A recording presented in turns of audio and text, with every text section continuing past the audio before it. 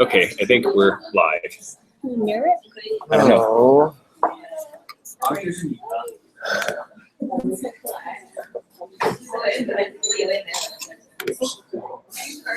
Okay, I think it's working. It's working. It doesn't need to be mirrored.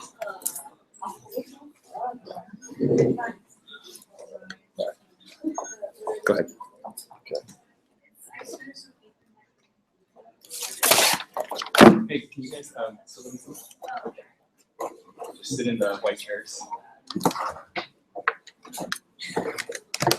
That way it's like we're paying attention to our colleagues. Yeah. Because we didn't get them HD. You're live. And we can get it in between.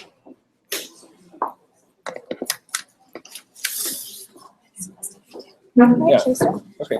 This is which can you walk on so we can see which screen you're on? There was a charger downstairs, so I thought maybe it was better to just be here. Okay. Hey, Colin, is this the middle screen that it's in front of? Yeah. Okay. Hey, Deland. Just let you know the camera's in front of the middle screen, not the side screen. So we're gonna have to figure out maybe one person off and one person's in the middle. Okay, let's go. You're good. Yes.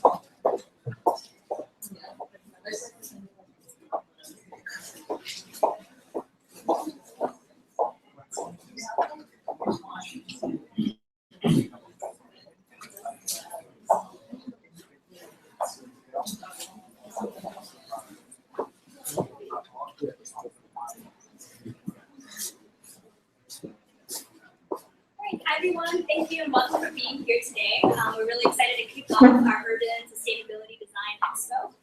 First with our student presentations. My name is Deland Chan and I'm a lecturer in the program in Urban Studies. I have a team talk this of course with other members of the teaching team, so I just want to take a moment to introduce them. I'm a student lecturer in Urban Studies at Stanford, as well as Professor Jun from the Department of Information, Art and Design at Tsinghua University. In addition to the presentations, we have exhibition downstairs in the concept car on the ground floor, and we'll also have a series of lightning chats throughout the afternoon from experts. So I'm really glad to welcome you here today to this Urban Sustainability Expo. My name is Kevin Su, and the focus is on cities and sustainability. So one kind of key question is, why cities? Why are we looking at urban areas? By mid-century, it's projected that out of a total global population of 9 billion people, over 6 billion of them will be living in urban areas. And as we know, cities can be centers for great change, a lot of creativity, a lot of business and opportunity, a lot of growth, but it also presents a very daunting challenge then, because they can have severe impacts on air and water quality. They can have a lot of social issues when you have such huge agglomerations of humanity put together in small spaces. In fact, the UN Habitat estimates that up to 70% of global carbon emissions today are actually due to cities or urban dwellings. And so it's really a key nexus that we think is important to look at if we care about issues like sustainable development, or if we want to tackle things like climate change, which the IPCC has reminded us just again that it's happening and we need to take steps to work on it. And so how we structure our communities and how we live is one key way of that. Okay, so a little bit of background information about the International Urbanization Seminar. This class is open to students from various disciplines, ranging from civil and environmental engineering to public policy, to urban studies, to public policy, and to international relations. This course offers a comparative perspective to cities, focusing on urbanization in the two largest economies and emitters of carbon emissions, China and the US. So a key aspect of the class is joint partnership with Tsinghua University in Beijing.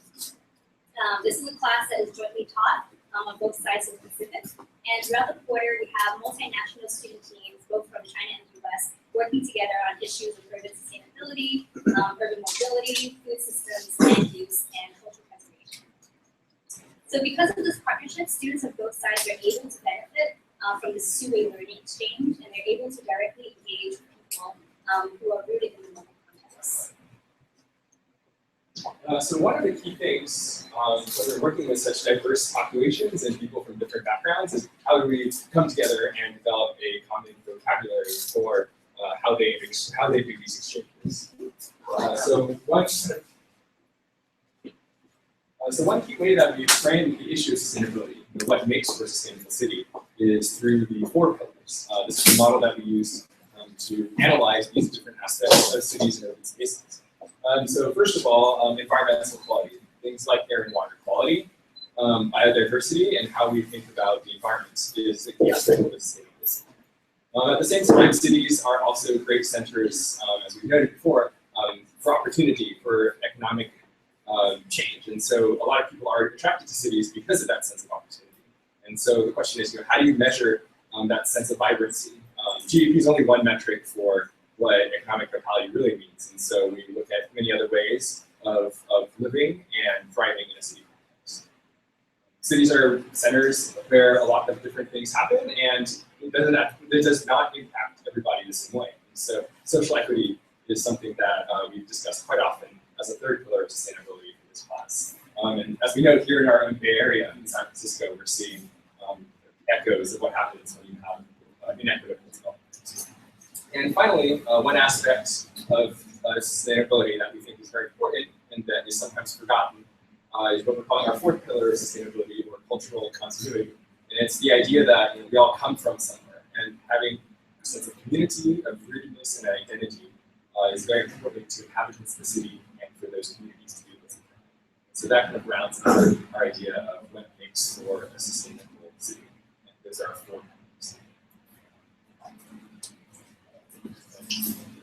So here's some examples of the 4 pillars. So air quality in Beijing, the air quality index, social equity issues, immigration, and also cultural.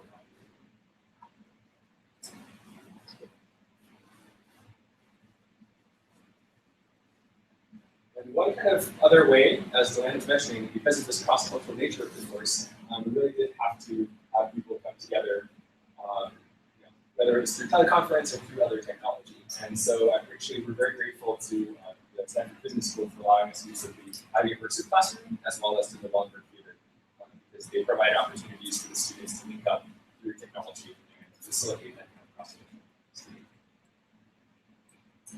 So not all the learning is remotely. So this past September, we were able to take a dozen Stanford students to Beijing, where they jointly participated in a workshop called the Green City Design with a dozen teaching classmates. A key component of the workshop was experiential learning.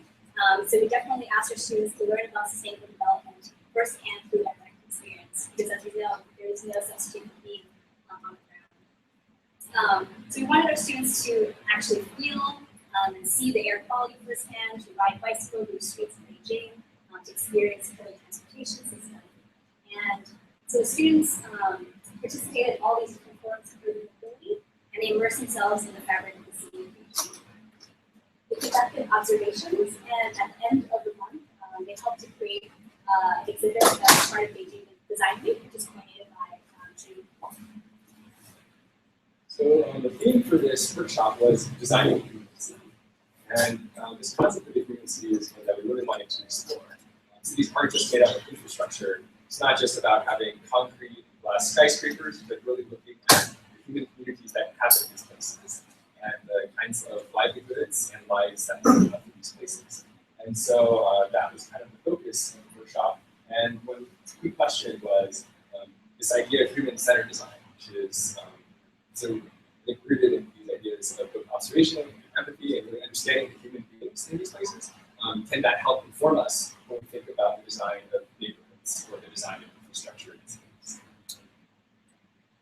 And so just kind of throughout the quarter, I think kind of bringing back that theme, both that summer as well as the following 10-week quarter, which many of the students who took the workshop in the summer continued on for this quarter-long experience. Just the idea of bringing human beings back to the conversation of infrastructure in cities. So we aim to use a variety of teaching methods for students as they move ahead with their urban explorations. So what we'll see today is basically the product of a series of urban labs. And the goals of these labs labs which allow students to develop and form their design skills. So labs observing the city, students were asked to engage urban users to understand the life circumstances through interviews and observations. And they used many of the observation techniques from urban sociologists and urban designers, such as William White, in the study of public life. For another lab, prototyping the city, once students had a stronger understanding of the human needs and how they interact with the city environment, we asked them to design rapid prototypes and interventions. And so the class went ahead and created these concepts that they went out and tested, and then reiterated and feedback to which they will present to the classes in the exhibit.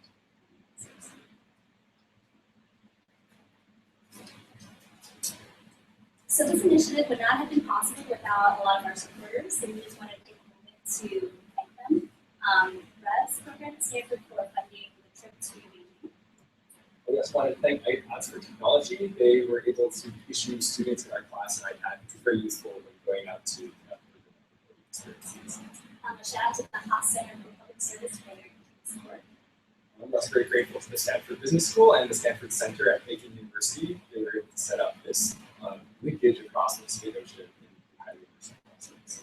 We'd like to thank our home institution, the program for facilities, in particular We're also very grateful to Earth Systems, which is across the city for this class. They've been very supportive. Thank you, Julie, Dina, Melissa, and Kristen, for all that you do in supporting our efforts, as well as to International Policy Studies, which has very gladly sent students our way to take part in this experience as well. I'd also like to thank the Stanford Global Studies Program, and in particular the Urban Beyond Measure Initiative. Oh, yes, and then of course, Brendan Walsh and the Office of International Relations here at Stanford. They've been great at helping open doors and thank them for their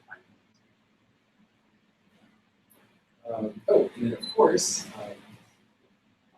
we would like to give a big shout out to Caroline Milwaukee, who has been a great teaching assistant and also coordinator many of the experiences that the students have taken on. And we'll talk a little bit more about this later in the afternoon, but she's someone who helped us to create this new experience where the students have exchange with SIC, which is this university located near Paris, France. So just thank you so much, Caroline, for all the support you've given us throughout the quarter. We just appreciate it. At this moment, we would like to invite So, I'm from University. I'm very glad to here because I'm teaching design, data thinking in Tsinghua, so it's a really good experience to this kind of presentation and the design Expo in this Expo. So in this class, we hope to apply the design thinking in the whole process from the exploration and ideation and also the implementation. And the second thing is how to have the Tsinghua students, the Chinese students, they can collaborate with the Stanford students, so we can take the more broad point of view and also cross-cultural perspective about the sustainability this research project. And so this is the third time I visited Stanford this year. So this time we have 4 Tsinghua students joining us. So I think it's really good start, and we also hope this collaboration would be sustainability, and we can really apply our research into the kind of research kind of the city in China, and it's a global challenge. But I think all of the research and all of the design in this class is very helpful to solve this problem.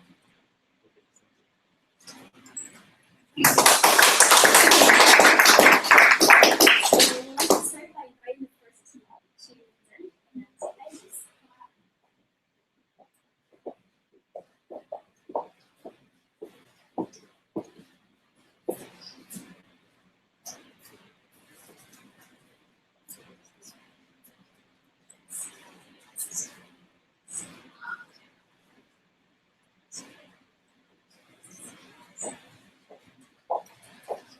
So good morning and welcome to our land use and quality of life presentation. I'm Mrs. Peterson. This is Erin Tan, and I hope you enjoy our presentation. So to introduce you guys to our team across the Pacific, that is Lily, this is Ray, this is Lisa, that is Caesar, and they're key in our collaboration to be able to get our project to where it is today and to be able to get this going. Now that you've seen our team, we're starting with talking about some definitions and giving a quick explanation of what our project is all about. So first, what is land use and what is quality of life and how they relate to each other. So land use is pretty self-explanatory. How is land use? How is land managed by people? And it can be about commercial land use, residential land use, industrial land use, and residential land use, houses, apartment blocks, and the property, shopping malls can form of commercial land use, and so on. And so quality of life is slightly more complicated. It's talking about an individual's well-being, physical well-being, emotional well-being, and it could be kind of boiled down to the idea of happiness. Are you happy? Are you satisfied with your life right now? So, and the interaction of land, buildings, and space with quality of life is really interesting because where you live on land, right? When you travel, you come from one place to another. And also, when you take part in recreational activities, you need the space that's available for you to play tennis, play basketball, take part in dance classes, and so on. So yeah. So to give you a little background on how we chose the focus, half of our team was actually part of the team that went to Beijing in September, and that was part of the design and community team. So the land use team there actually conducted some field work in 2 different residential areas in Beijing. And the way they conducted the field work was they chose the 2 areas and then took a 500-meter radius and went through the streets in that area and surveyed the services available to the residents. And so what we wanted to do to give this project a little bit more continuation was to find parallels in San Francisco, which is going to be in Chinatown and Alpha, and doing a similar approach and seeing what amenities are available to these residents. And our team continued the research and they did 2 farms and countless air housing So yeah, this is some results we have from the review we conducted in Stockton Street in Chinatown. And this is some pictures we took. So you can see that most of the land use in Chinatown is mixed land use, meaning in one single building you have storefronts on the ground level and residents above. You can take a look at the pictures down here. It's kind of like a seafood restaurant, and upstairs there are people living in there. So you can see that people coming out and stuff like that. And you have all sorts of essential services and amenities such as grocery stores, banks, convenience centers, restaurants, retail stores, DIY stores, and so on. And it's easily accessible by public transport as well. So we saw a lot of bus stops lining the street, and a lot of ethnic Chinese living in San Francisco would visit Stockton Street by taking the bus. And most of them are elderly folk coming in to do their groceries or meet up with friends, have brunch, and so on.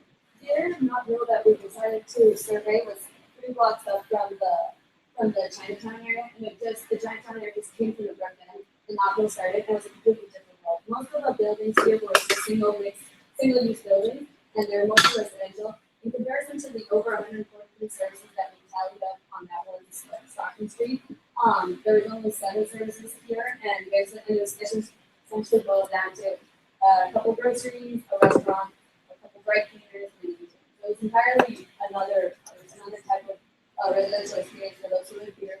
As you see, the streets are a lot wider, there's a lot more greenery, and it's not as easily accessible as through public transportation. Over the thinking side, our partners at Team looked at the people. And they went to small little alleyways where they were mostly lived in by older folks, like the older generation who lived in this area, although you can see kids play in the alleyways. And they had a lot fewer amenities as opposed to the communist era residential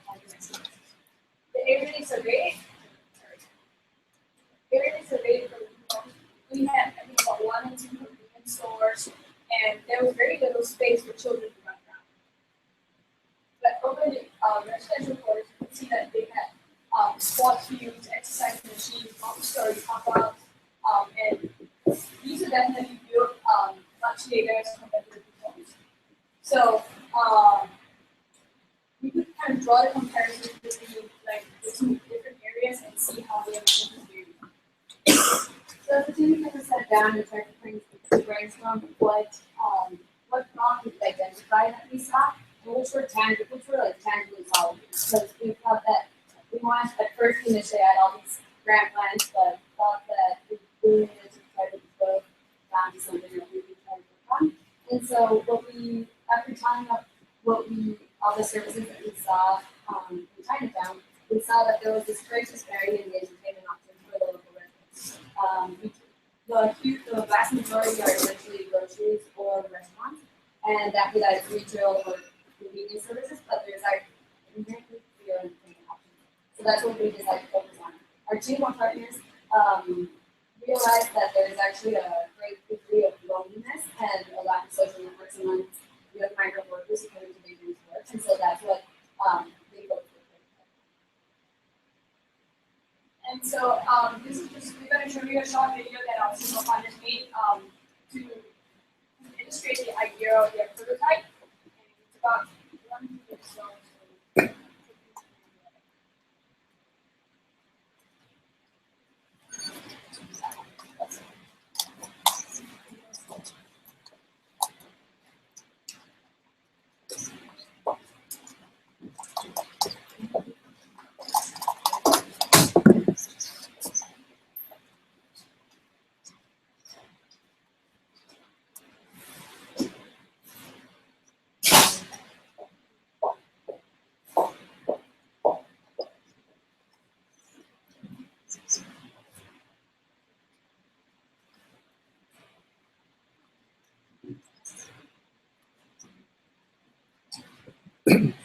I use VLC.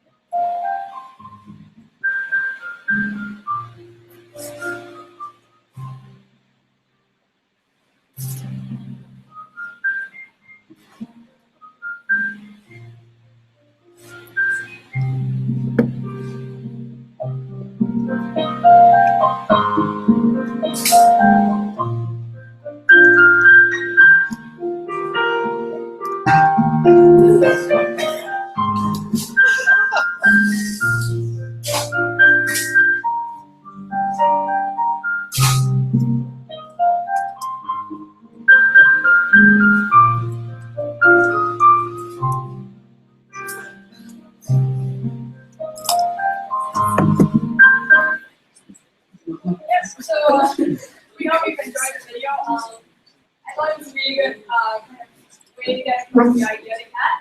They not be our president to explain. But you can see your profile exhibit later if you want to take a closer look at the prototype. You have the yes.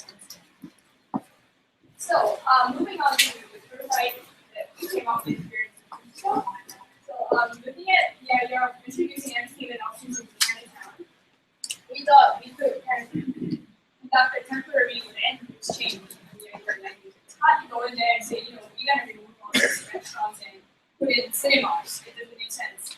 So we thought we could just go in there and pick some side streets in Chinatown or maybe some roads that are less used in the evenings and set up things like open air concerts, night markets, or temporary food stalls, or just have hangout spots for youth and adults to gather around in the evenings to spend time together and think about it directly. So we couldn't come up with an event in Chinatown within a short time period we had to work with. So we actually just prototyped it using some posters to explain to get our ideas across, and got two groups of students in Chinatown to go. And so the two different groups of the survey were youth leaders from like between 16 and 19 years old, and we essentially did a three-part testing experience. The initial one was a super quick, just like hands up, or down to the response of whether they thought that Chinatown had sufficient entertainment options for the youth or overall. And so the overall response was a lack of entertainment options. And so then we actually went through and gave them different colored sticks to represent what different options they wanted. So the options that they had, and we actually went through with the idea of movies, it's really so easy, and concerts. But the overwhelming initially was that yes, they wanted more things, but what they wanted was essentially food stalls and networking. And this was something that was repeated also with the second group. And the third part of the prototype testing was the actual written response for them to be able to give us more suggestions and what they would actually think was important. And so what we got from it was that what we said, night markets, food stalls, and actually we got that they were hangouts. And so very quickly, we're just going to talk about lessons learned. And it was a very interesting experience working with team of partners in China because we had to meet with them over Skype, WeChat to get across our ideas and discussions. And we were working with different time zones, different expectations, and so on. And there was a language barrier, there was a technology barrier, and also a lot of problems that came out during the whole process. But ultimately, I think the two most important takeaways from that over the course of this cross-cultural collaboration effort was that we have to learn how to trust each other and work with each other's strengths and learn how to prioritize and learn what's most important, what's key, get done first, and not worry about everything. Yeah. So, sorry about that, we're running out of time, so thank you, and do go down to the exhibition after the presentations.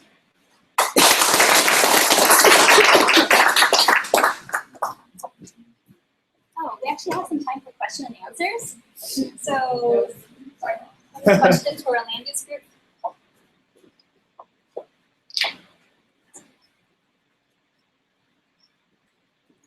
Yeah. Do you find that there was any similarity between what people wanted and what people wanted in San Francisco in terms of land use or changing? So one of the things that we lacked in the Beijing field experience was actually making more survey results and like actual interviews. So the Italian was just the surveys available, and they were kind of very focused on the different kinds of residential housing. And so there's like different I guess criteria to them. But so we didn't really know what they were doing with that law. We just kind of Yeah, but I think the EU is space as far as we were looking at how to take them to roads and change them into providing entertainment venues. And for them, over in Beijing, they were looking at how to make space that was underutilized in the evenings to create opportunities for people who were looking to share interests and to find space for them to gather around and talk about, for example, design and stuff like that. So it really is about making use of what available space we have in a very crowded city. Sorry, in the Chinatown thing, you see the two testing groups, is it for people? Oh, We actually conducted a survey like session with two groups of research. Two separate. Yeah, so each group had about 10 to 15 people. Yeah, and then we got them to vote and they would vote like, do you like the idea? Do you think entertainment is lacking? One. Do you think entertainment is lacking? We know we're on the right track. And then next was okay, since entertainment is lacking, we have a few options, and you can take a vote whether you think these options are viable or feasible or you even like them because we go to the event. Yeah, and then we did it with two groups. And then where do you find them? Oh, they were actually part of a youth leadership group. So they actually do meetings and they mostly drawing from residents within the city of town. Or some of the same group. Yeah, no, they were two separate groups. But they met related under the same umbrella organization, but they were two separate groups. Thanks so much.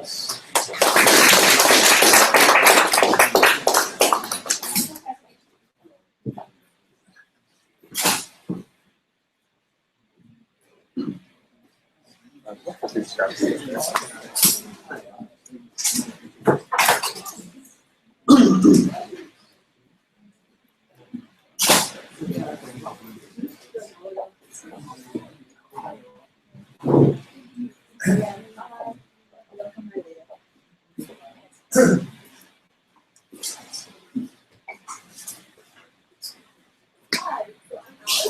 I'm Callum.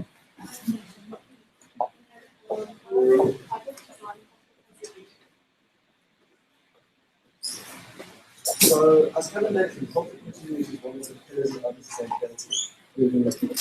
And we think about it as like a counterbalance against positive economic development. Because urban design frequently involves like very deep communities to cities fabric, we believe that awareness of conflict continuity is important communities require a very strong sense of identity to remain cohesive, and also the culture of the city is what makes the city.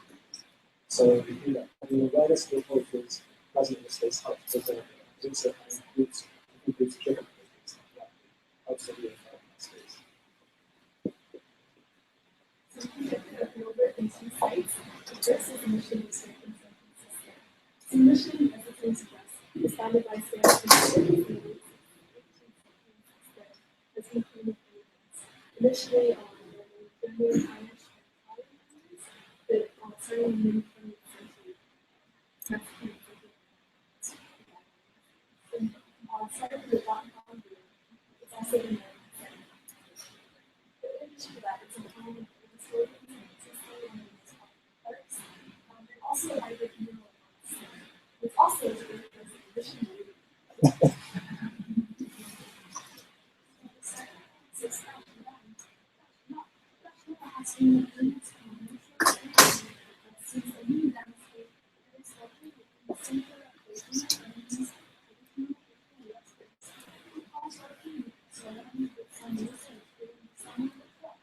So,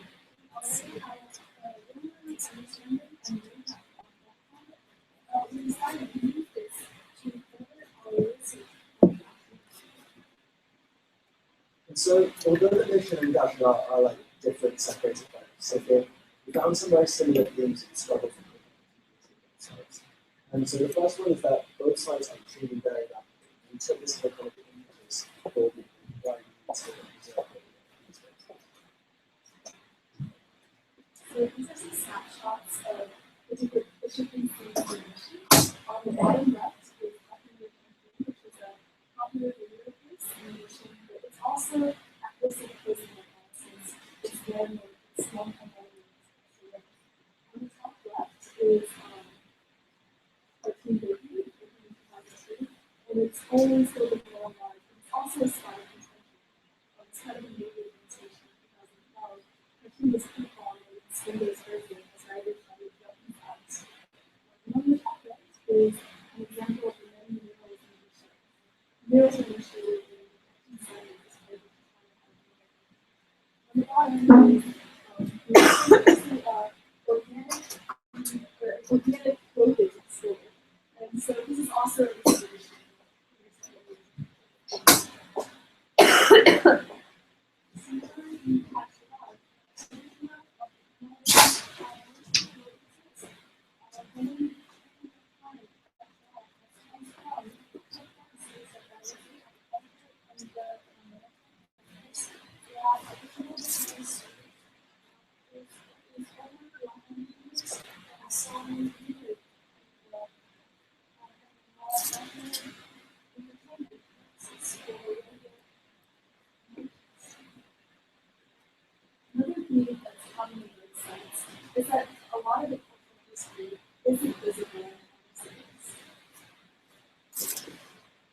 this is the playground in the mission. It looks like a lot of other playgrounds, but it's a space where people have very different backgrounds. And the cultural diversity in the city is and the history it's been through is not It's not official, it's not something. Sorry, so one or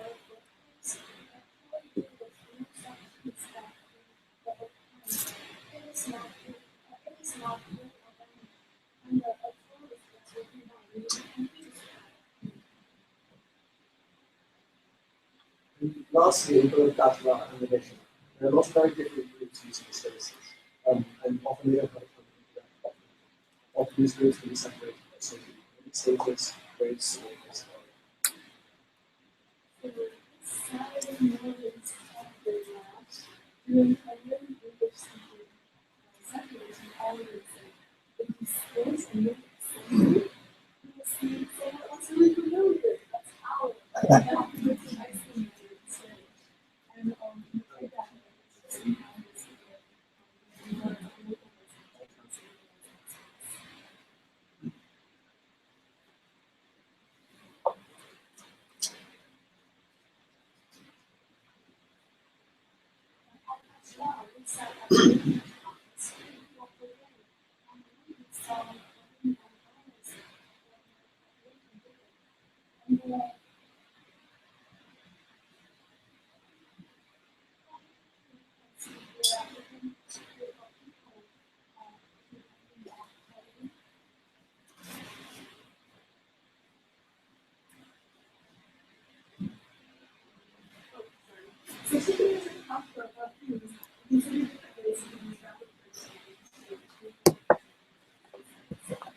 So at the mission field side, we focus on linguistic thinking. We notice that while the mission playground might be different to culture, they're still divided by different groups, often especially where there are language barriers between so we decided to make some bilingual games on our prototype, and we played remote communication between speakers of both languages. So what I realized one of those things, it's traditional way of Mexican data. And so you walk out of the deck and you think the words, you find the product and the floor of the good. So if you see pretty good, actually learn a lot, especially if you consider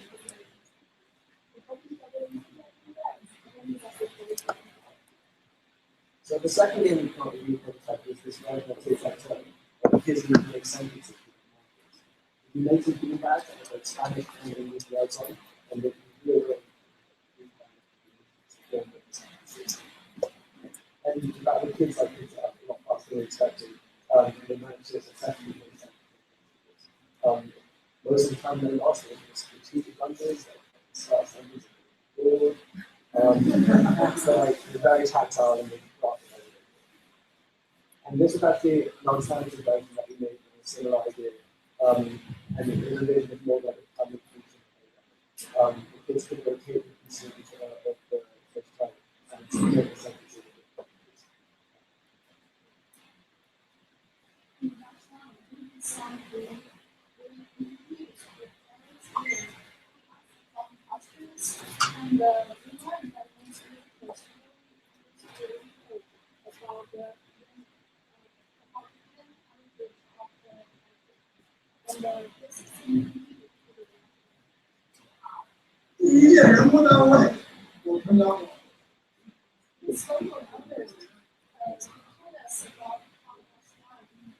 and so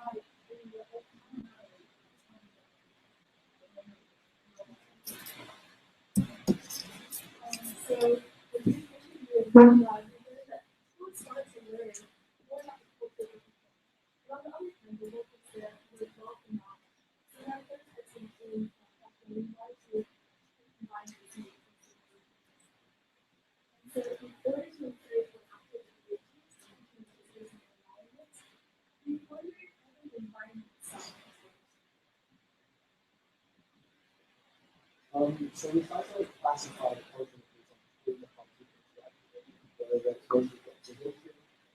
mixing that culture is very so some forms of culture can be easily observed. So this visualization concept, so you can start with to look at how the business works. Alternatively, some parts of culture, like traditional travel, or the opera, really need to be experienced. And then we also heard that this platform would be able to allow people to share that in person with stories.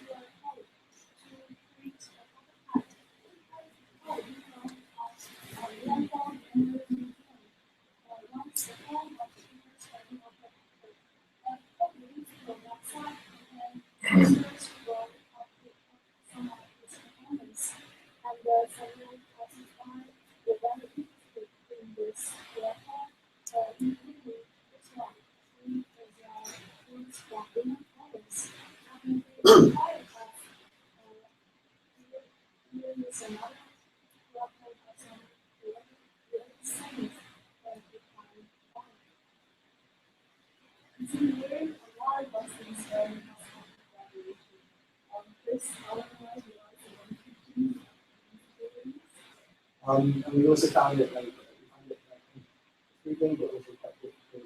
People like to style and how that can something.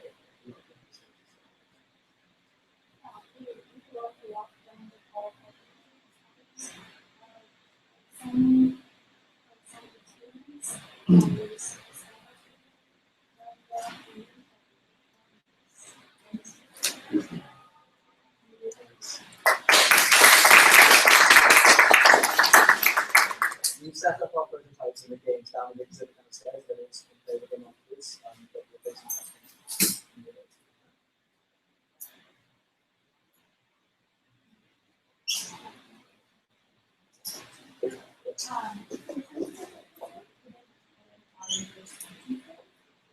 no, there's different sentences. They're not like big single languages.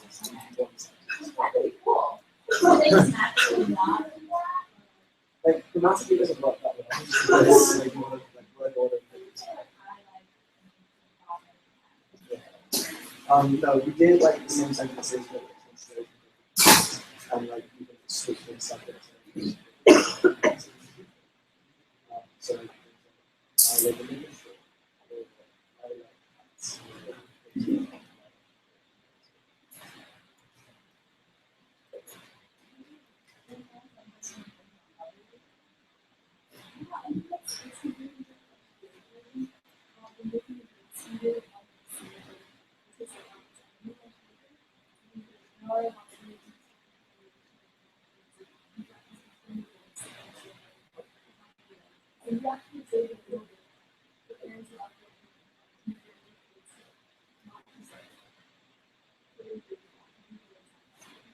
The situation where the parents are with like these are private and they do like direct contact.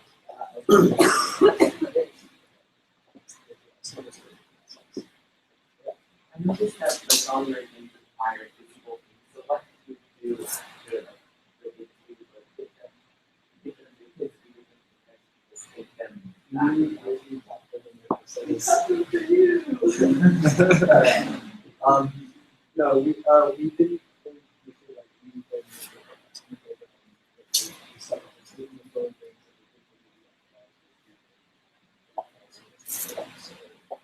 and we did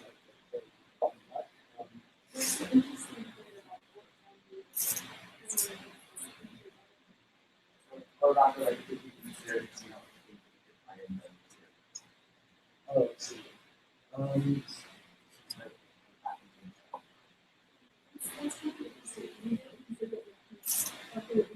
We thought a lot about making something like that. We never that explanation. So that we just basically see what people come to it. And we did use it as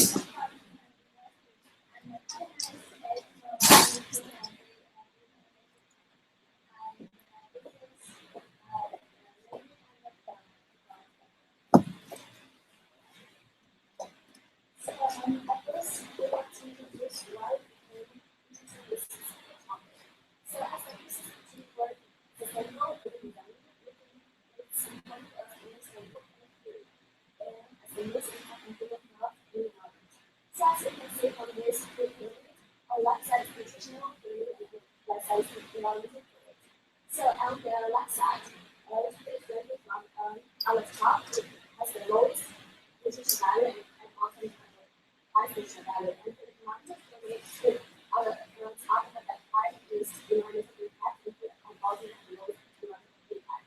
So as you can see, meat is an area of food that actually has the lowest, one of the lowest nutrition value and has the highest impact on the environment.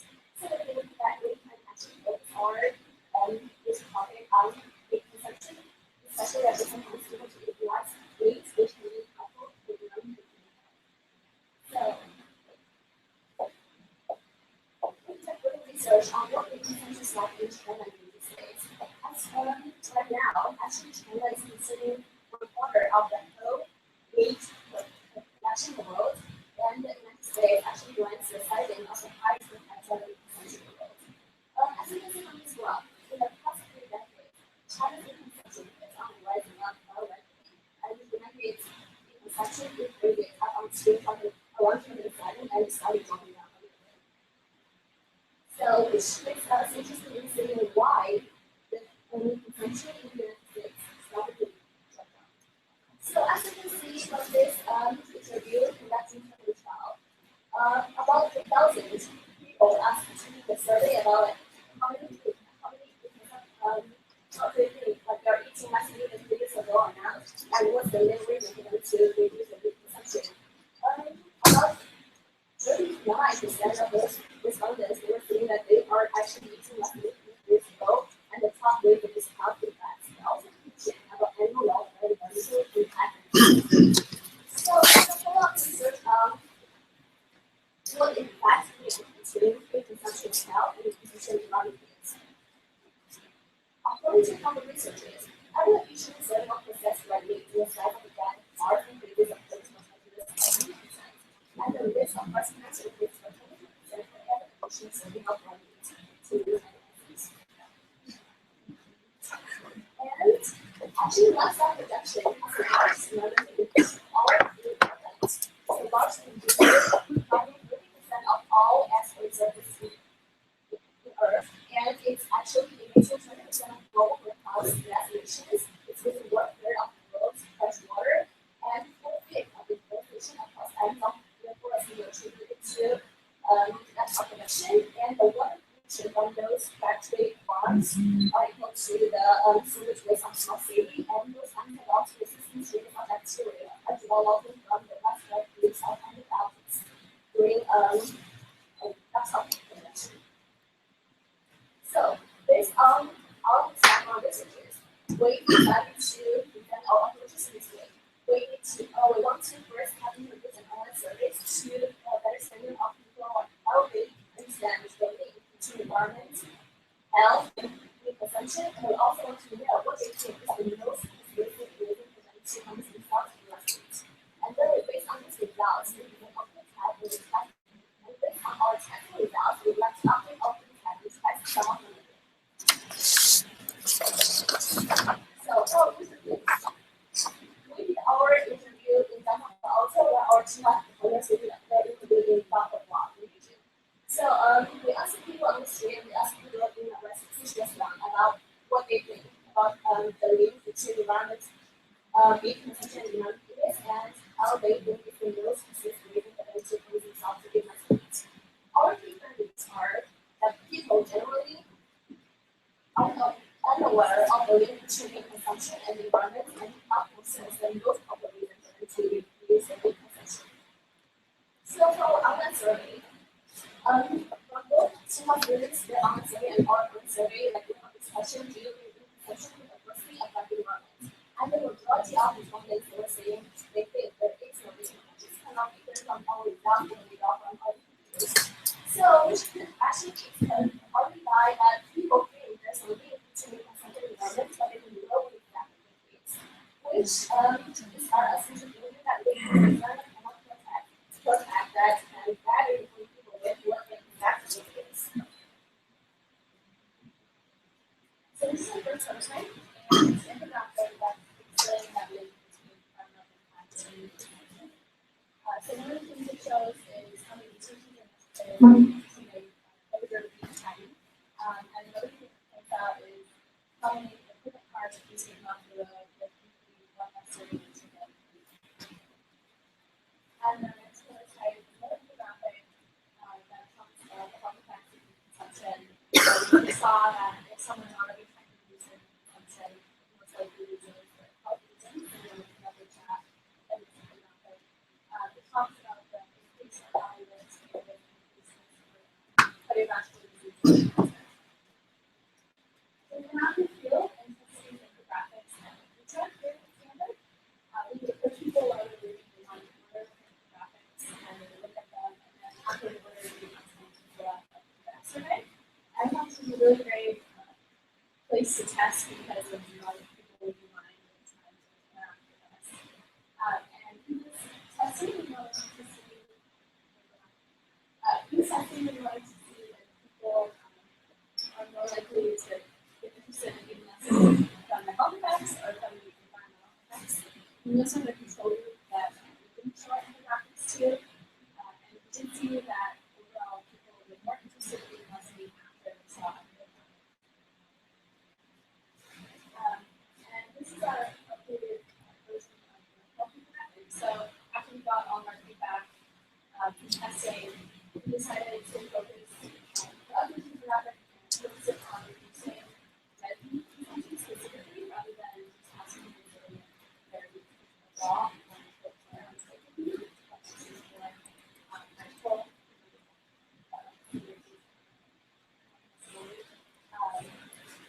and we also emphasize that we don't have to give up red meat altogether, but just limiting the consumption to 2 servings a week and improve the health. And then some of the feedback that we got was people might be interested in less meat if the alternatives are better. And then we also found some research that people are more likely to stick to their first option. So we combine these two ideas and I made this menu that shows vegetarian options, entrees, so it's a default entree options, and these options and other people said they still wanted to eat meat, but maybe they could be less in it. So we created this menu where you can customize your meat portion size for sandwich. And this got really good feedback. People liked that there was just more choices for the consumer, and people were likely to choose the smaller portion size and also because there's cheaper options. And finally, we're starting with our team burgers. And this is just another representation of the health effects and environmental effects of consumption. So one of our ideas is that we have to look at it just once. It might not make a big impact, but if you think of a lot of different ways to how they're present this information and see it many different times, it can make a bigger impact on the daily diet. That's kind of a big part of this project is learning how to work on a team with people from across the world. Some challenges were the language barrier, time zone difference, and networking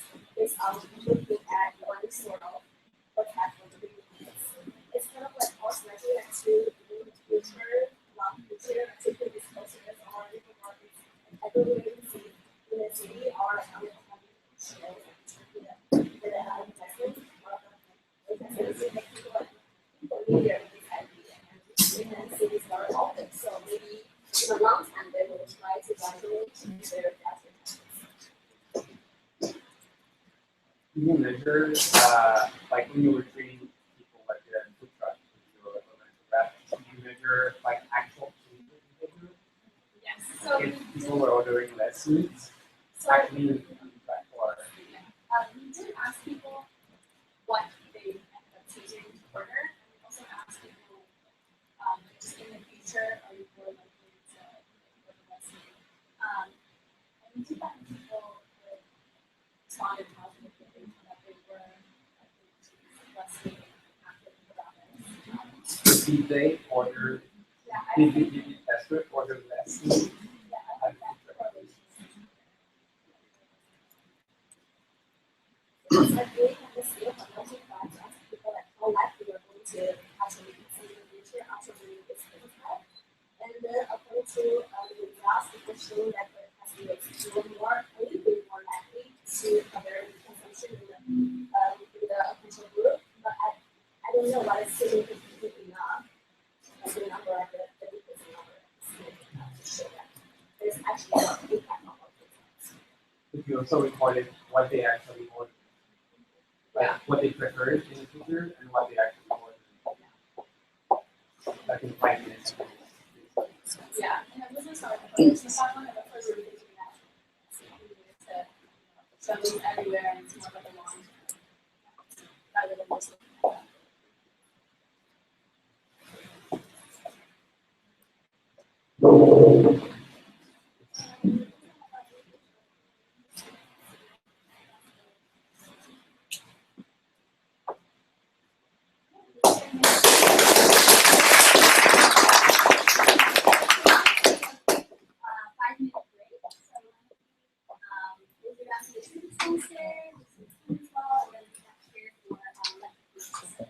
We'll be starting 5 minutes from now, so just to keep on schedule.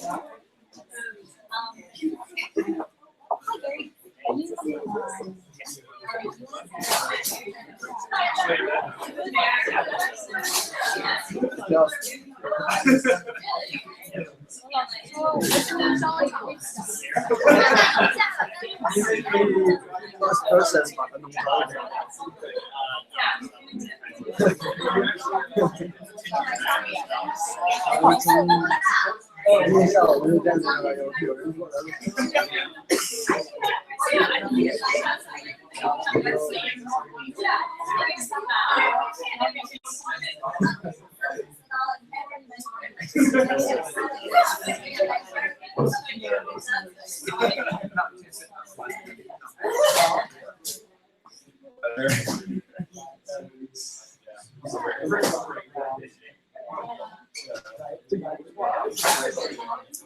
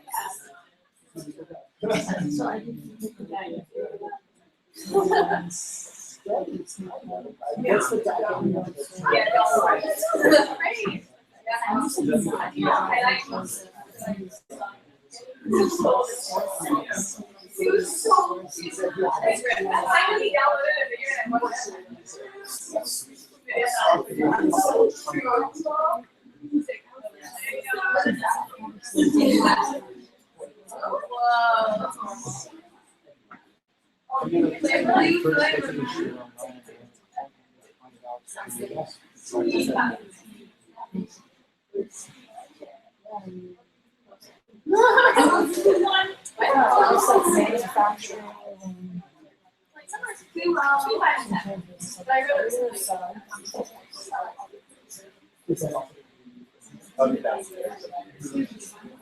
Is there a what concept? It does not have the car.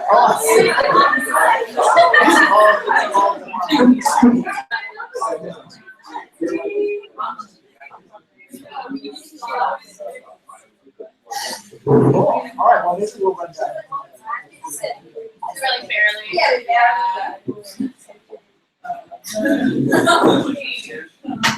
That's not really fun.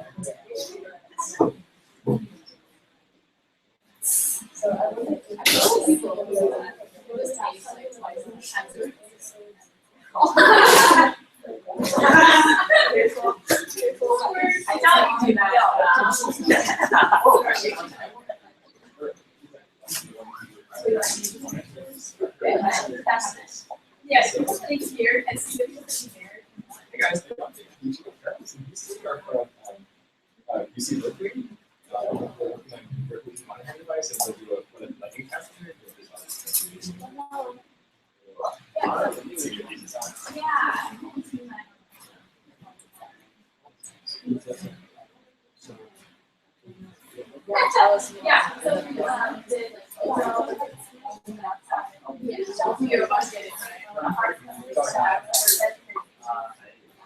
And we do this like my soul The live stream.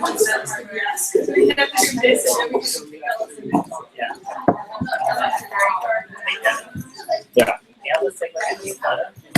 Okay.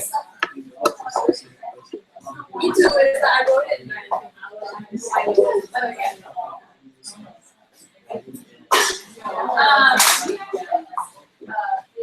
Hey, Lan, I need to move the live stream closer. So can you help me move the computer? Right, that's fine.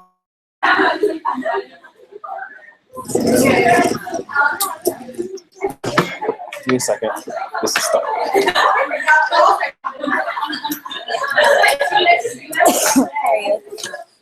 Well, I think we're trying to juggle a lot, so. Yeah.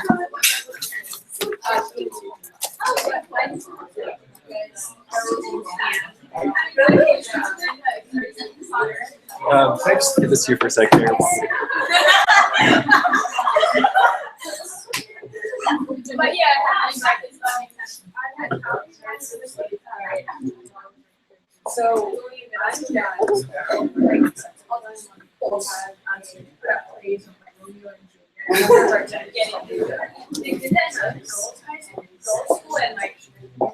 we basically have to play like normal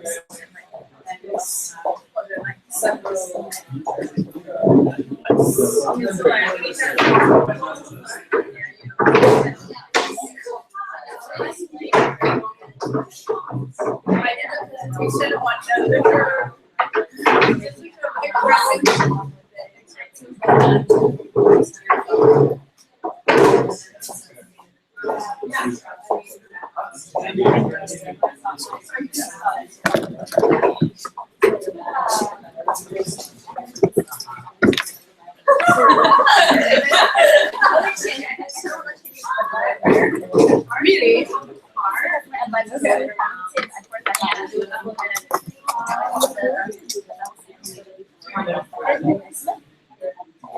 on the Stanford events. I was a student of the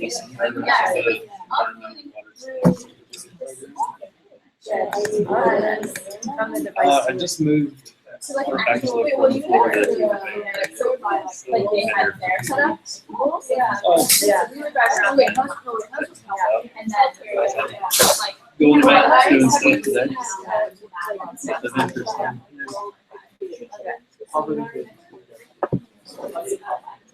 That's interesting. First time I've been in this particular building that I read about it.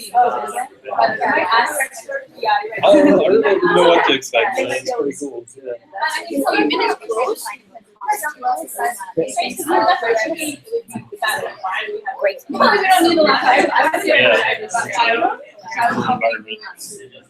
Yeah. Yeah, thanks for making it. Sorry, we've got our wires everywhere. Sorry, did you I'm being like Mila too, so like I want to take out the last one. It's not playing for some reason. She remembers. Yeah. Oh, it's so good. Baseball. Well, like yeah, and you can tell that she's and she's so open-minded. Yeah. Yeah. So this now. Okay, so we should just move this somewhere else, wherever, up here probably. So why I was in the center. I want to So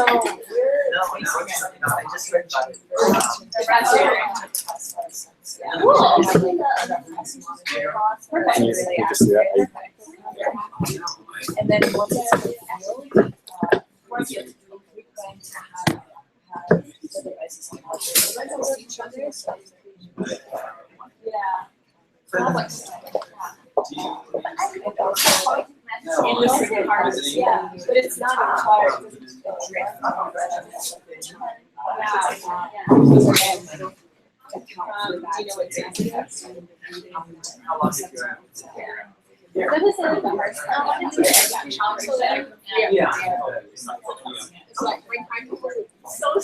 Test against like other models.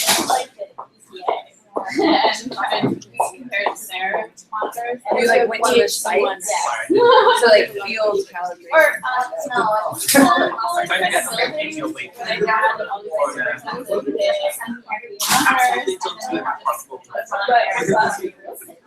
Yeah, so we set ours up once right now. Hello. Hello. Oh, that's okay. Yeah. How's everybody?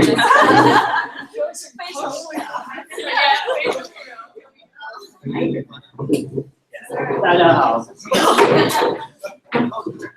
来美国。 All right, it's for taking美女。 Yeah.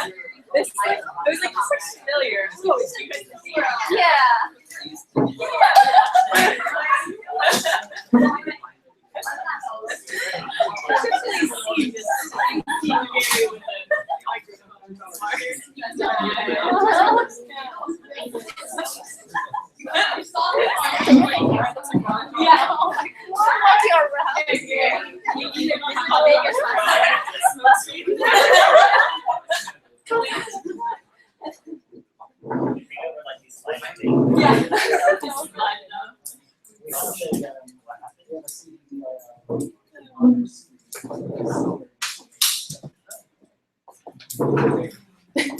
Hi everybody, welcome back to the second half of the Urban Sustainability and Design Expo. Before you leave, it'd be great if you just signed in with your email. That way we can keep you apprised of events at Stanford relating to cities and sustainability.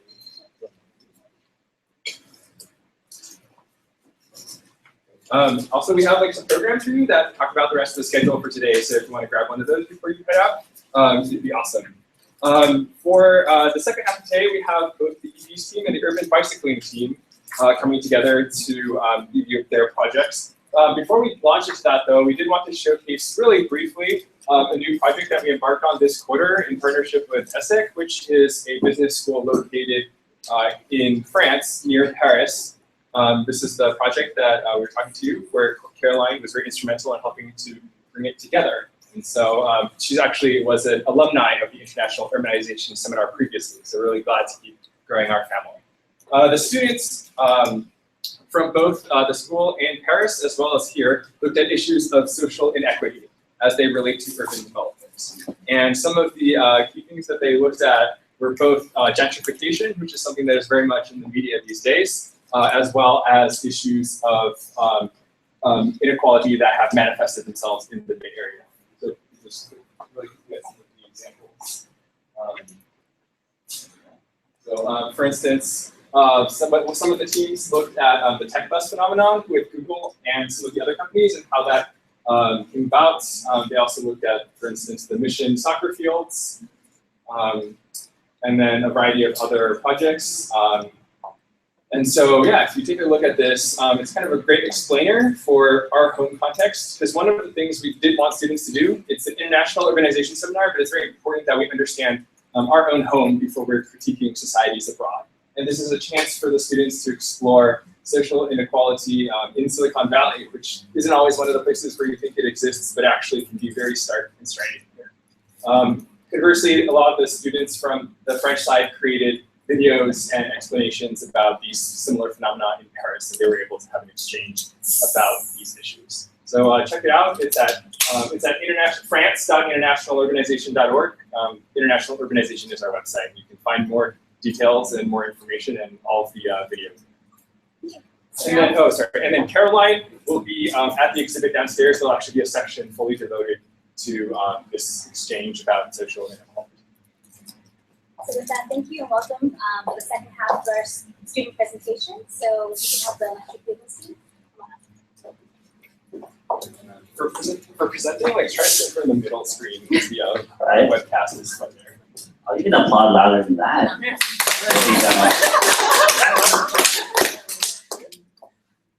Are we starting now, or should we wait till the recording? Yes. Okay, perfect. All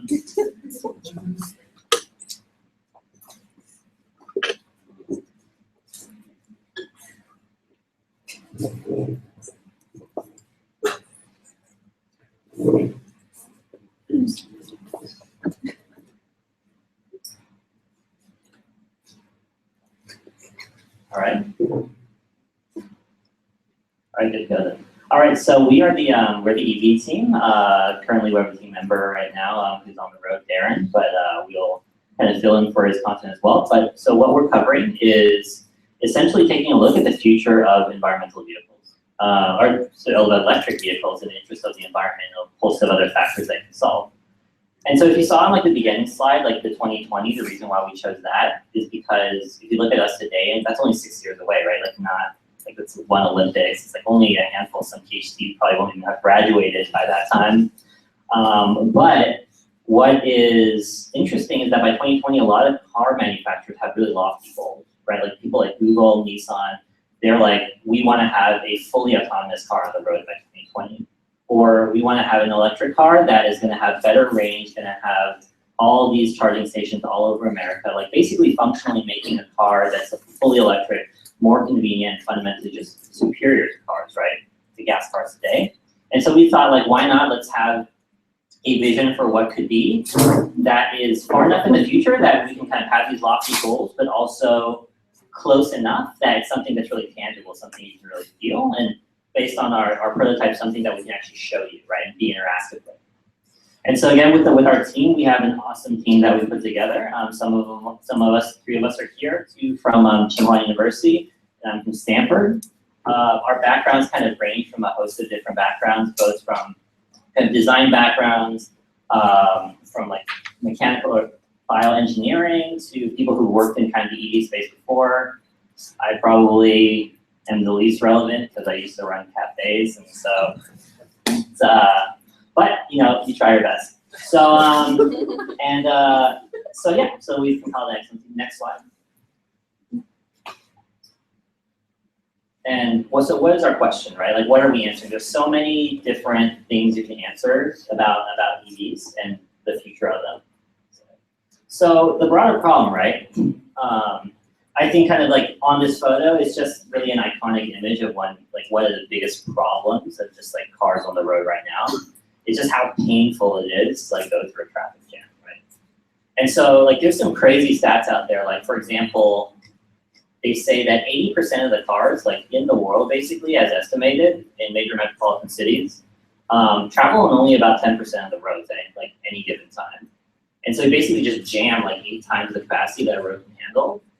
Other things like anywhere on a given day between 10% and 80% of cars on the road are only on the road because they can't find parking. They're just driving around, like trying to find where to park, right? Like this is a really crappy life to live.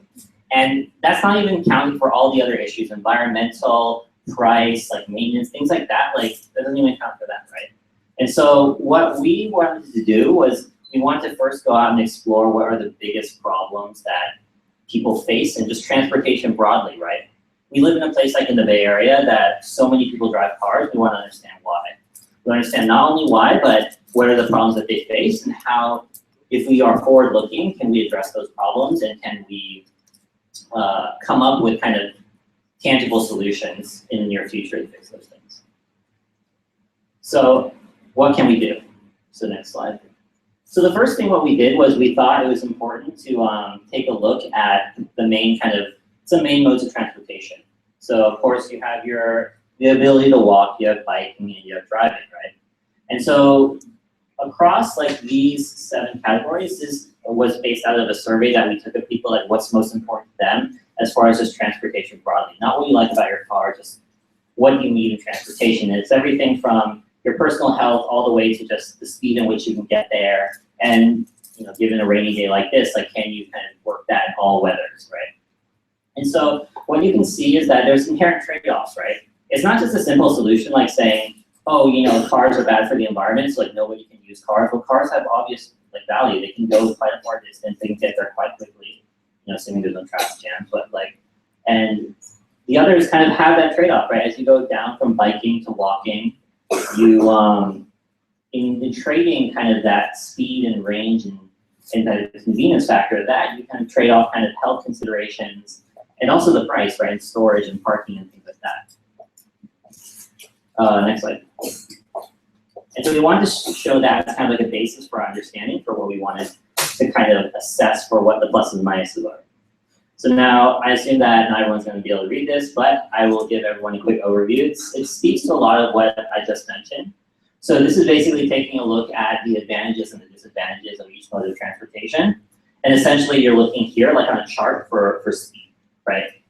And so you have walking again, summarized again, essentially is it's good for you, it's cheap, it's kind of there's no worry about storage or anything like that. But at the same time, it's potentially slow, it's limited in kind of the times you kind of go walking. You can't necessarily access places by walking that are like, that you need a highway to travel or it's hard to do uphill. Bike has kind of the similar considerations, slightly more convenient, but there is a storage factor. There are still kind of weather factors at play. And if we skip ahead to the end, there's cars, right? Cars are like long range, but there are health considerations, environmental considerations, and the list goes on. And so what we wanted to ask, right, is there something, we just can't think of these 3 vehicles as kind of like the overall universe. Is there something new in the middle that we can have, right? Like that's the question mark in the middle, essentially. And those are the products that we want to design for. So again, to get there, like we conducted some interviews and surveys, both in Beijing and also around the Bay Area. And so on the first end, one of the things we wanted to explore, like again, not on those lists, were walking, biking, cars, was like you see like scooters, like basically things that can move faster than bikes but slower than cars, but kind of retain all those convenience features that a bike can hold. And so when we interviewed people, it wasn't necessarily a no-brainer why like this should exist or not. In fact, when you talk to them, they can say stuff like batteries, for example, can get stolen. Batteries are like hard to deal with. Like charging was a huge theme. Some people were like, you ride a scooter and when you park it, like the battery itself, you have to be able to charge it, you have to take it out of the car and you can bring it up to your house and it's like 15 pounds. Right? It's like some people like live in kind of these high rises and they have to walk all the way up multiple flights of stairs lug a 15-pound battery just to be able to charge it, lug it back down every morning. So like some people in China, for example, get real creative. They get kind of lazy about it. So like they'll just leave their battery on the bottom floor. They'll take a long extension cord, just throw it over their window, and just like charge it, right? Like Chinese ingenuity, right? So, but there are other factors, right? That is just in their consideration that the range isn't really that great sometimes. Like you want to be able that convenience of charging. Well, if you go and commute to Stanford, like if you can't charge it anywhere, what if you can't make it home? That would kind of suck. You have like this heavy vehicle. And also, frankly, you would think that bikes are easier to park because they're smaller and you can carry them. But really, like in a place like in the Bay Area, there isn't really a lot of bike zones to park beyond the obvious places like campus. But as I know the bike team knows as well, like even when you can park there, it's a huge safety consideration. People will steal your bike all the time. And ironically, like an esteemed institution or esteemed universities tend to be the places where these get stolen the most. So like there's problems there intrinsically. So next slide. So what we did also is we also on the Beijing side, we also took surveys of the people out in kind of the major metropolitan district. And we asked them a variety of questions similar to what we did in the Bay Area about what are the primary modes of transportation they take on a daily basis, both to work, for lifestyle reasons. And also, again, asked about different kind of price ranges. Like where do you fit on the economic spectrum in determining kind of what transportation you want. Next slide. So with these 4 charts, just to kind of help people out with what it means. So essentially, this was a survey of like the different kind of living situations people spend in. And so like a lot of people, especially I guess like bear in mind we're living kind of out in the urban areas, kind of live in kind of these high-rise towers and effectively are the people that we found. Another, if you take a look at this, like this is the primary mode of transportation people use to go to work. So totally different from the Bay Area, right? Like the number one right here, this big red bar, that is using the subway system. Like we can only dream of having a subway system in South Bay. So it's like, and as a result, you know, the usage of cars is not nearly as big, right? But you have all kinds of these new entrants in the area too. You have electric bikes that are not like wildly popular, but still kind of a material amount of the market. And just broader things like the bus system and like public transportation, I think thematically is kind of represented quite well here.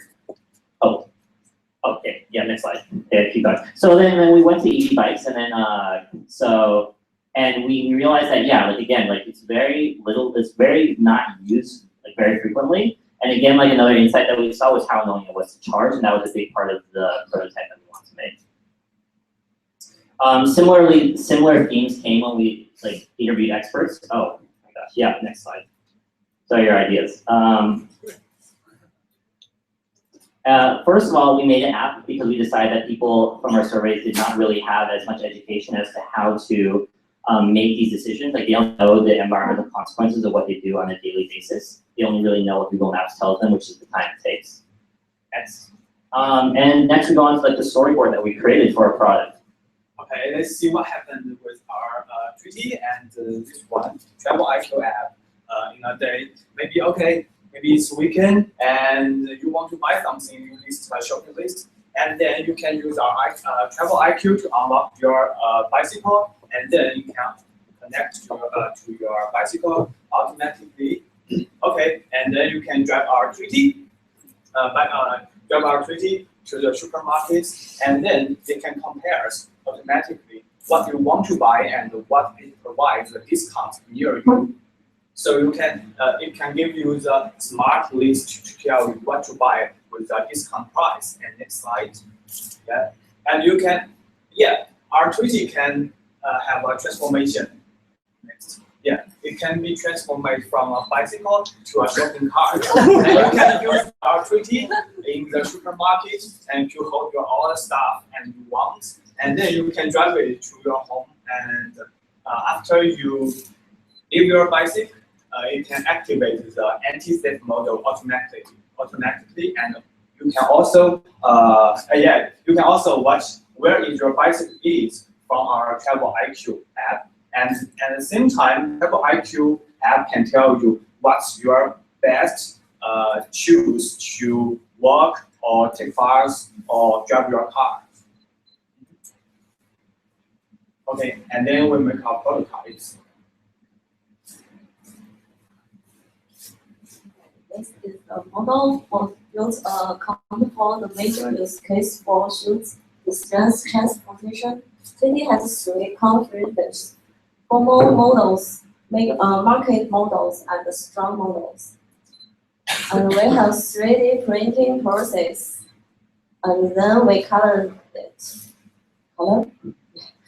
And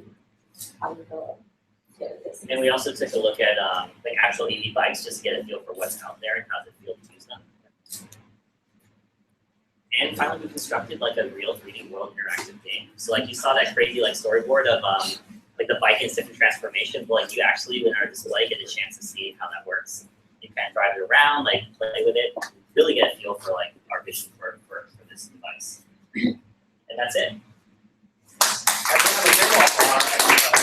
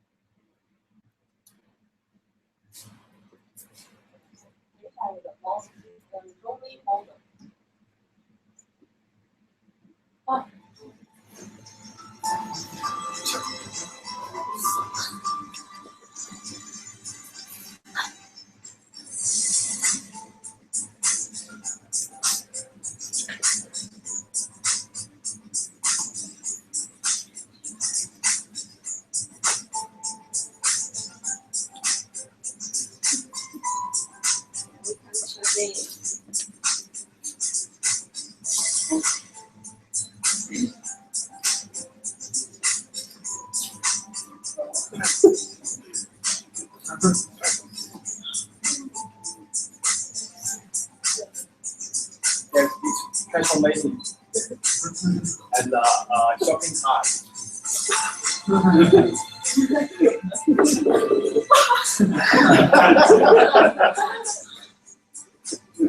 Magic, right?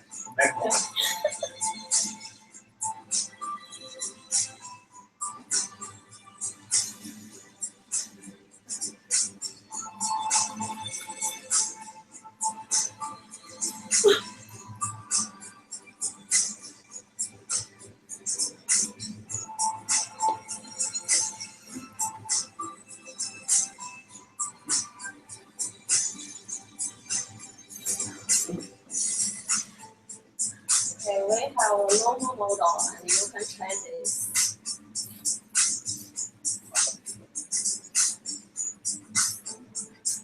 That's all.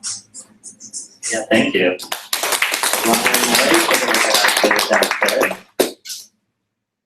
Time for questions? See a couple questions.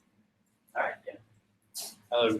There's a electric bike company called Vintage Electric in San Jose. Did you Yeah, check for those sure. guys out? Yeah, so we like a big part is the great thing is like I guess in the Bay Area it's a great like hub for kind of that kind of innovation. So we contacted them. Gen Z actually down the street in Palo Alto as well. Also Faraday Bikes that the bike team also reached out to as well. And you know the big challenge for them right now is in our discussions is really figuring out, especially for the more powerful bicycles, where do they sit? They're too fast for a bike lane, and so it's kind of your endangering bicyclist there. And you definitely are not going to put that on the highway, right? And so there's like, even though these are really cool devices, it's like it doesn't really fit in the way like roads are painted. Right? That's really interesting about transfer.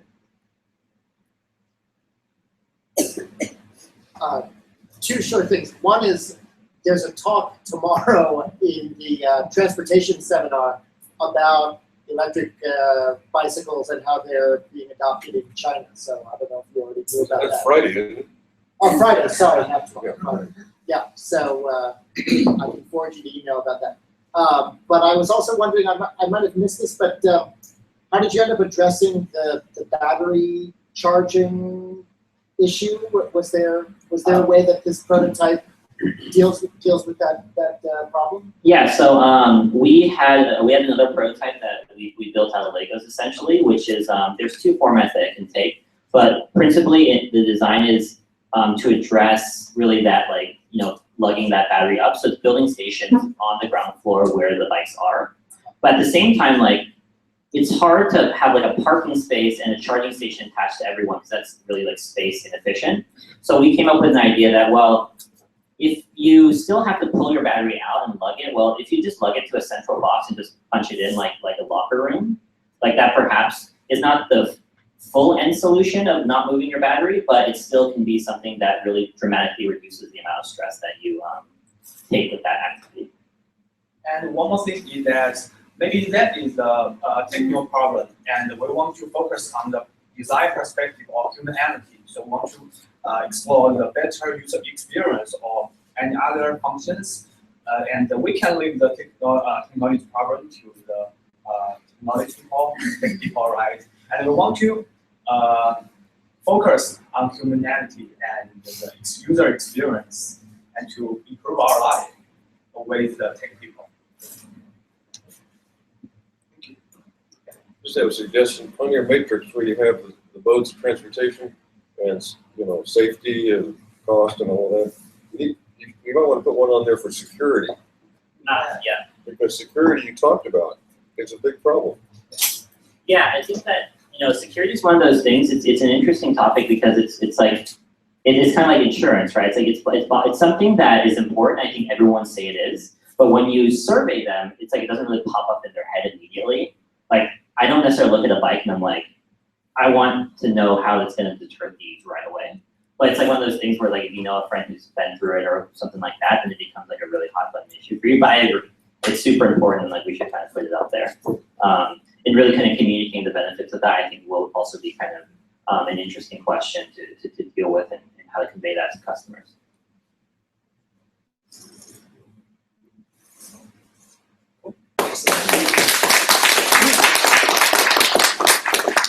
So yeah, there's a lot of cool exhibit stuff that they put together, including their models and the videos downstairs. So be sure to catch that after the presentations. I guess the last group is the urban bicycle.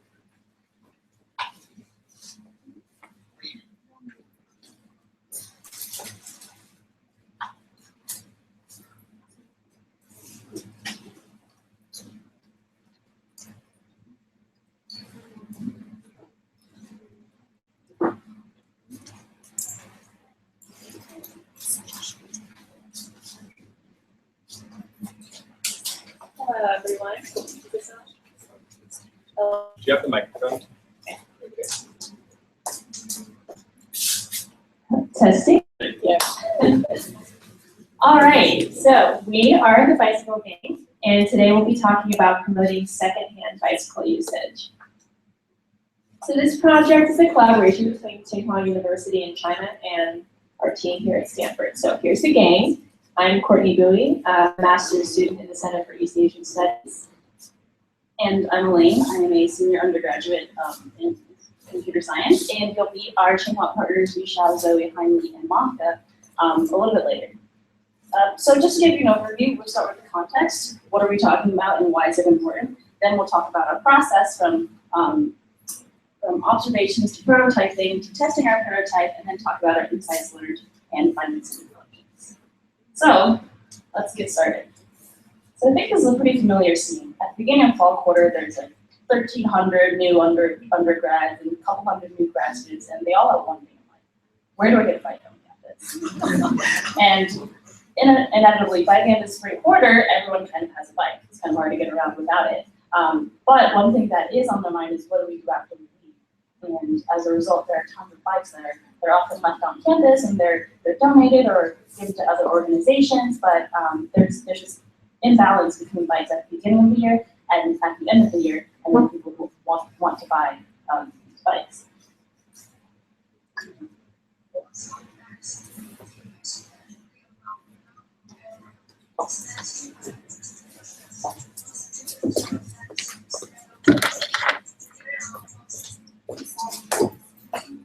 And 1,000-2,000 bags are carried away as scrap metal every year. Through the investigations of bots and questionnaires and the interview of campus security students, bag sellers, we decided to focus on second-hand bags.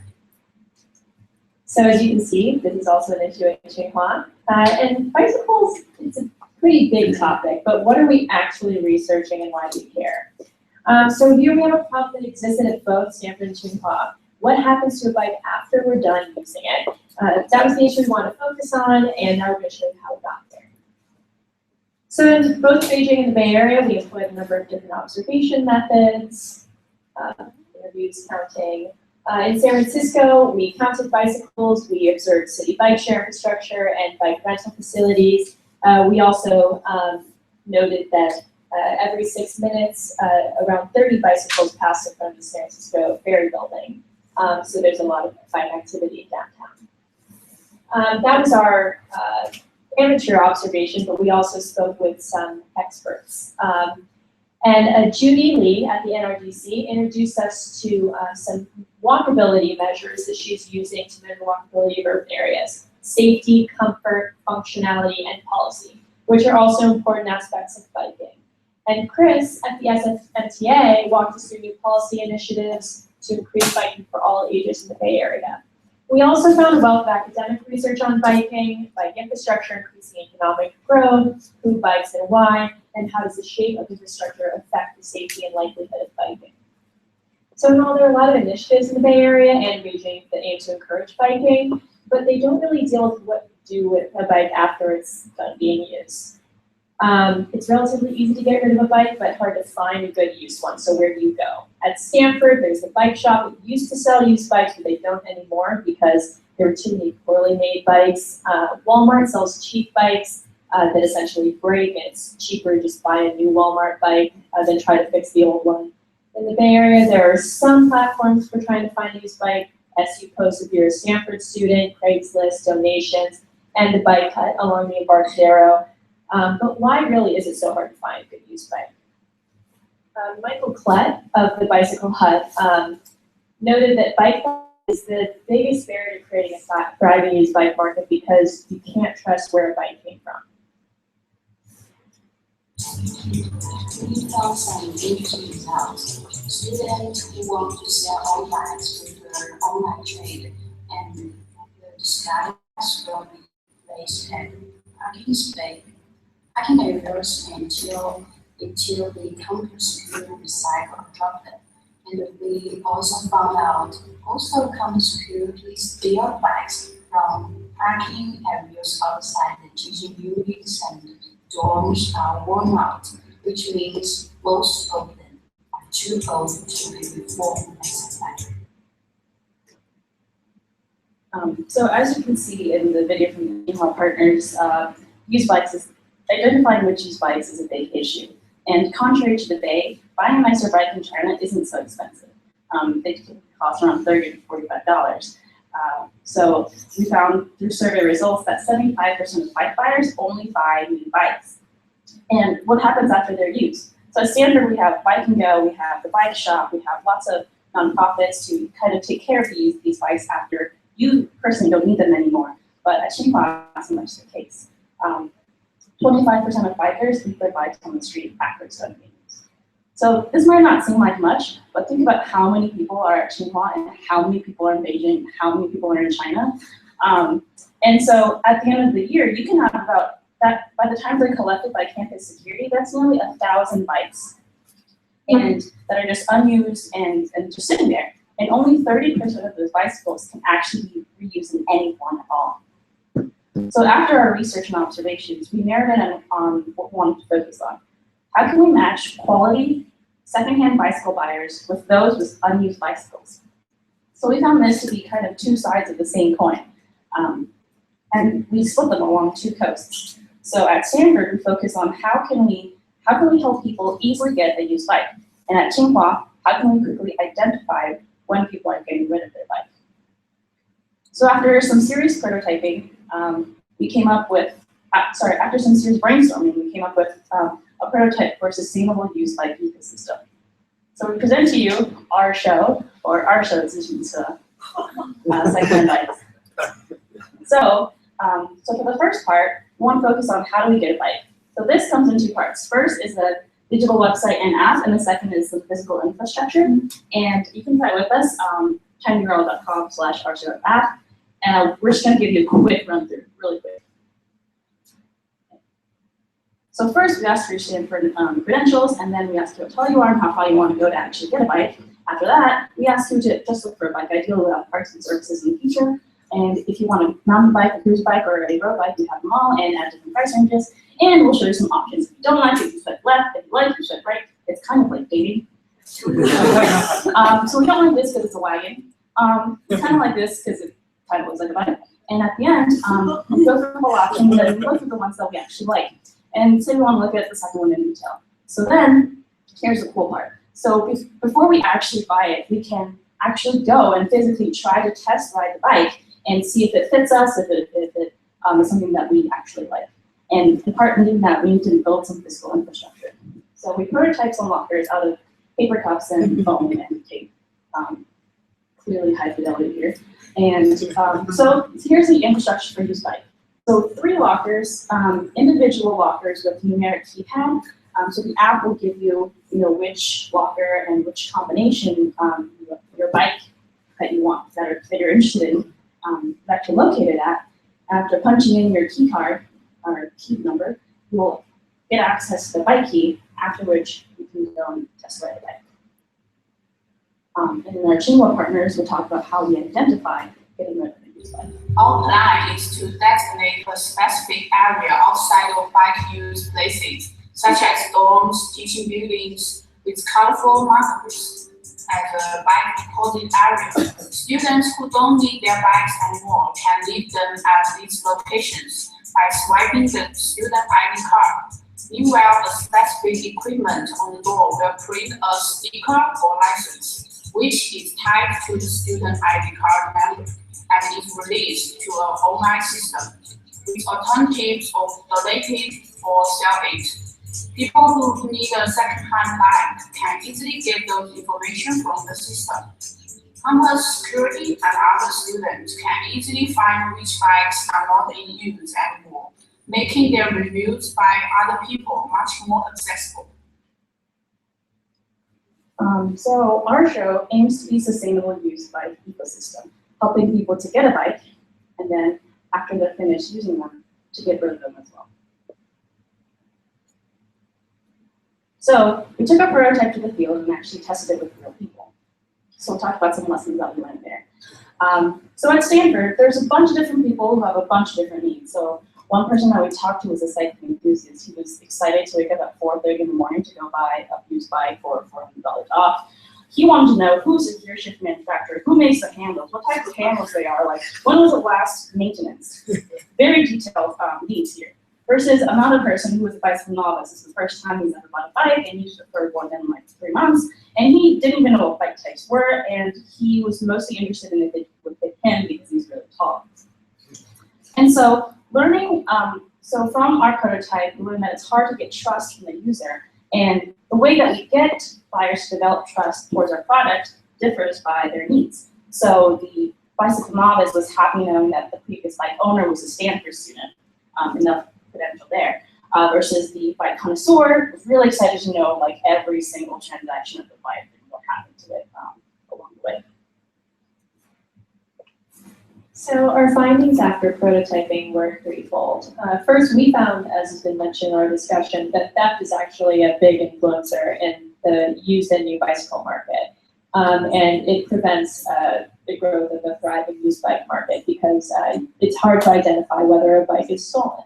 Trust is also extremely important when going through a bicycle buying transaction, and we found that students had increased confidence in the transaction if they knew the identity or some background about the seller. Third, we found that students were very enthusiastic about the product, and they liked a system that moves browsers to buyers faster and easier. When a freshman gets a sling handbag, he or she can scan the code on the bag so he can tag the previous owner and say thanks to him or her. So the bag can be a connection between. So how does secondhand bike even relate to urban sustainability? Well, quite a bit actually. So in terms of economic vitality, we're already sharing our cars, we're sharing our homes, we might as well share our bikes too, contribute to the sharing economy. And so this creates a marketplace for used goods and ultimately increases the attractiveness of bikes as a whole. And second, in terms of environmental sustainability, we're reducing the energy needed to dispose of old bikes and to fix them. And instead, we're encouraging the reuse of existing resources and encouraging quality craftsmanship instead of craft mass production. In terms of social equity, we're increasing the barrier to entry for buying a bike, increasing the value of a used bike, and we're also increasing access to affordable transportation in general. And in terms of cultural continuity, reducing the number of cars needed, reducing the amount of roads that need to be built, increases potential areas for preservation, and also decreases sedentary lifestyle. So as we reflect on our process, it was a challenging process going through, but we're very glad to have gotten here. And we learned that context matters when we're asking questions. Obviously, there are different answers to our questions in Beijing and in the Bay Area, though we were able to mold our final product into something that can be used in both regions. We had a lot of ideas and a lot of leads, but not enough time to prototype them all. And we learned that cross-cultural collaboration can be challenging, but also extremely rewarding. We encountered language barriers, time differences, telecommunication issues, and different expectations for our university. But ultimately, we had a wonderful time working together, and we really enjoyed building our final product. So thank you.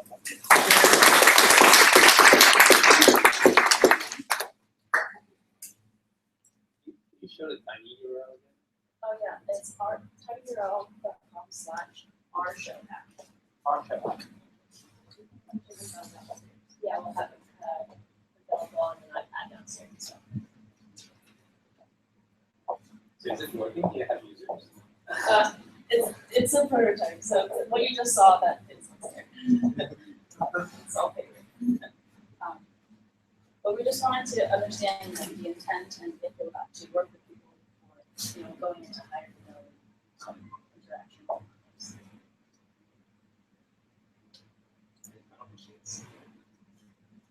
So in the end, we kind of compared this to these other kinds of sharing economies. And I wonder if one of the things you considered was a way of recycling old bikes where you don't simply transfer the bike from one owner to the next owner, but where you create a kind of pool of shared bicycles, like the Google bike model or the bike share, or, like the city bike model. We did initially research the city bike model, and we found sort of limited adoption, at least locally. And so I, for a number of reasons, I think we shifted more to the one-on-one interaction that happens between buyer and seller, but I do think that would be a great option. And we're mostly looking at college campuses, so that might be something very personal and also students are very last minute, so so when we were observing in San Francisco, we didn't see anyone using one city bike, so not sure some time of day or what the reasons were, but felt that for a longer term, it's a good thing to take. You want to give this to me?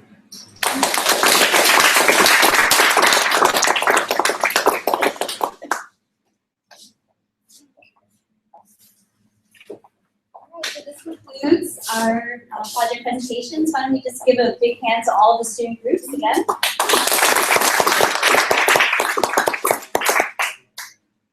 Thank you all for coming. We're just really glad that the students were able to share their projects with you. And then downstairs in the exhibition hall, you can have a closer look at it. There are posters, there are models, there are things that you can touch, prototypes, all that kind of stuff. And you can engage more closely and ask more questions to the teams out there. We're really privileged and grateful to have had this great quarter with all of you students as well, and we really appreciate all the effort you've put into everything. All right, so we're going to have some snacks and a brief reception on the Concept Car Studio, so please mosey your way over there. And starting at 2:30, we'll start our lightning chats from our experts, so stick around for that. Thank you. No,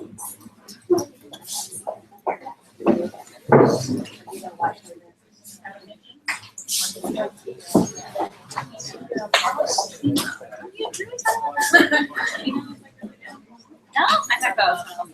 Someone told me that keynote's really good. I don't know the Mac. I guess it's one.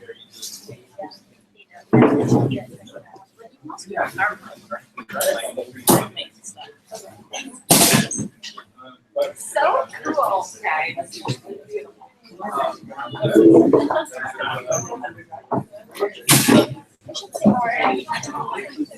Sorry. That's that, right? Oh,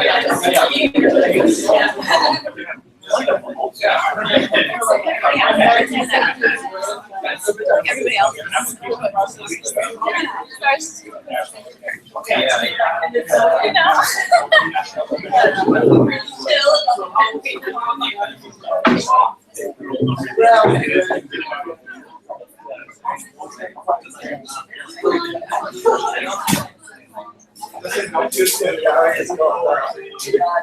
TV show, voice. I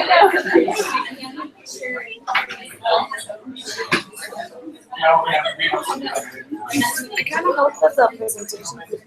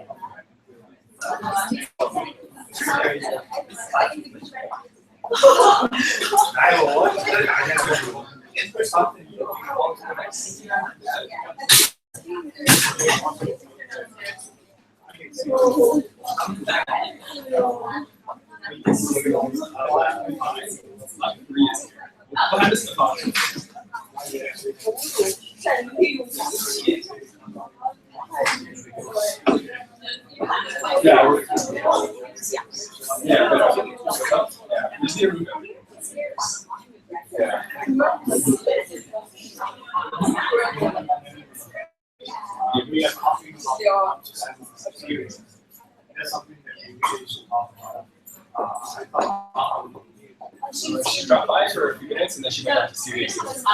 Yeah. Do you guys take the chairs out of the way? Oh, yeah, no, I can. Well, we're gonna do it on that. Who's your? Oh, my God. Oh, sorry. So you want to, I sent you, when I got back, I sent you